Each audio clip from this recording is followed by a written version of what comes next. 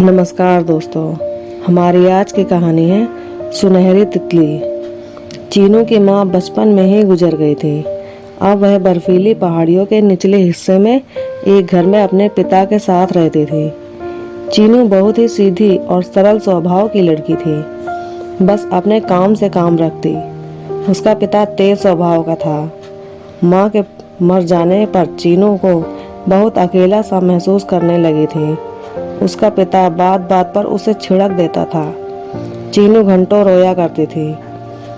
चीनू के घर के सामने एक सुंदर सा फूलों का बगीचा था। उसमें तरह तरह के रंगीन फूल खिला करते थे। चीनू फूलों को तोड़कर बेचती थी। यह सुंदर सा बगीचा चीनू का ही था। फूलों के पौधों लगाकर उसे इसने ही सुंदर रूप दिया था। चीनू का लगभग सारा समय इसी बगीचे में बीतता था। उसे जब भी माँ की याद आती वह रो पड़ती।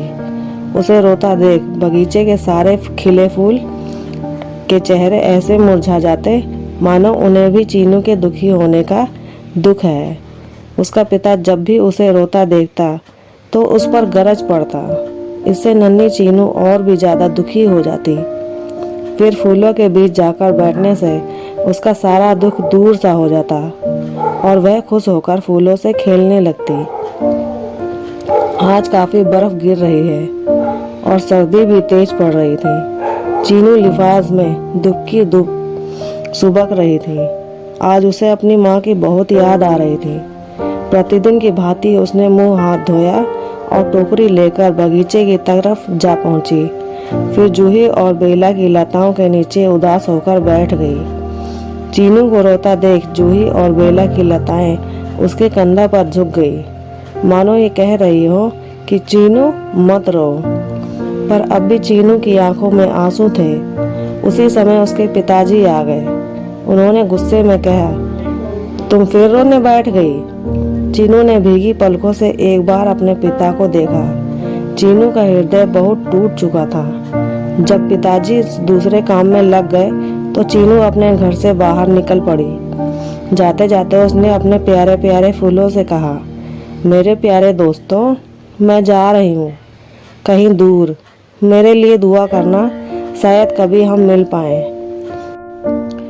थककर जरा देर के लिए वह एक हरसिंहार के पेड़ के नीचे बैठ गई। तभी एक सुंदर और चमकीली सी काले और सफेद पंखों वाली सुनहरी तितली उसके पास चक्कर काटने लगी। चीनू उसे देखने लगी। तभी वह तितली बोली, क्यों रो रही हो बहना? चीनू एकदम आश्चर्य में आ गई। फिर बोली, तुम कौन हो? मैं इसी हरसिंहार के पेड़ पर रहती हूँ। मेरा नाम लिली है।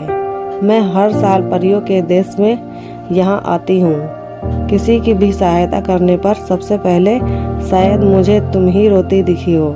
तुम्हारा नाम क्या है बहना? उस तितली ने चीनू से पूछा। चीनू ने आंसू पोंछ लिए। फिर बोली, मेरा नाम चीनू है। फिर उसने सारी कहानी उसे कह सुनाई।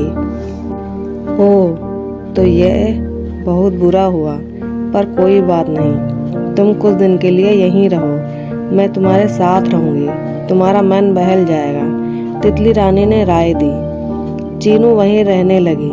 तितली रानी फूलों का मधु पीती और चीनू फलों को खाती। दोनों सुखी थे। दिन निकलते गए। सर्दी के दिन जाते रहे। वसंत आ गया। पेड़ों ने कपड़े बदले। फूलों में मधु और खुशबू बढ़ी। सारी धरती हरियाली से ढक गई। एक दिन तितली रानी ने चीनू से कहा, देखो चीनू बहना, मुझे इस धरती पर रहने काफी दिन गुजर गए हैं। अब मेरे पास वापस परीलोक में जाने का समय आ गया है। सोचती हूँ अब तुम अपने घर वापस चली जाओ। पर मैं घर जा भी तो नहीं सकती। राह भूल चुकी हूँ। चीनू ने दुखी होकर कहा, कोई बात नहीं, मैं तुम्हें घर छोड़ने चलूंगी। सुबह ही दोनों घर से निकल पड़ी। तितली रानी के पास शक्ति थी। उसे चीनू के घर का रास्ता माल होता जा रहा था। वह आगे आगे थी और चीनू उसके पीछे पीछे। काफी रास्ता तय कर लेने के बाद उन्हें दूर किसी के चीखने की आवाज सुनाई दी। एक आदमी तेजी से भाग रहा था और दो आदमी उसका पीछा कर रहे थे। लगता है कोई परेशानी में है, तितली रानी बोली। हाँ ऐसा ही लगता है, चीनू ने कहा। तुम यहीं बैठो, मैं अभी आई, कहकर तितली रानी उड़ चली। तितली रानी ने देखा कि 2 लुटेरे एक आदमी से धन छीनने की कोशिश में हैं। उसने फौरन एक घनी झाड़ी बना दी। आदमी उसमें छिप गया। लुटेरे उसे ना पाकर वापस हो लिए। उस आदमी ने तितली रानी को ढेरों धन्यवाद दिया, आभार माना और अपनी राह ली। जब तितली रानी चीनू के पास पहुंची तो उसने पूछा, कौन था? तब तितली रानी ने उसे सारी घटना और उस आदमी का हुलिया बताया। अच्छा, वह ऐसा था तो जरूर यह मेरे पिताजी होंगे, चलो देखते हैं, चीनू ने कहा। दोनों उन्हें ढूंढने लगे। वह रहे, वह मेरे पिताजी ही हैं, चीनू खुशी से बोली। दोनों पास पहुंची। चीनू पिता से लिपट गई। फिर उसने तितली रानी के बारे में उन्हें सब कुछ बता दिया। मेरी प्यारी बेटी, मैंने तुम्हें कहाँ कहाँ ना ढूंढा। मैंने तुम्हें बहुत कष्ट दिया है, अब मैं तुम्हें कभी कष्ट न पहुँचाऊँगा। मैं सदा तुमसे प्यार करूँगा, चीनू के पिता ने कहा। उन्होंने चीनू को हृदय से लगा लिया। तितली रानी भी पिता पुत्री का प्रेम देखकर खुश हो उठी।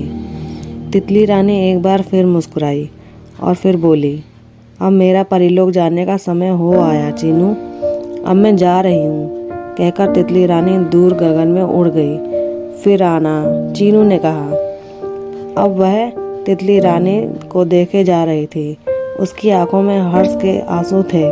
तितली रानी गगन में गुम हो गई। चीनू और उसके पिता वापस घर की ओर चल दिए। चीनू एक बार फिर अपने प्यारे फूलों से जा मिली थी। अगर आपको हमारा वीडियो अच्छा लगा तो लाइक करें, शेयर करें और हमारे चैनल को सब्सक्राइब करें और कमेंट करके बताएं कि आपको हमारी कहानी कैसी लगी। धन्यवाद।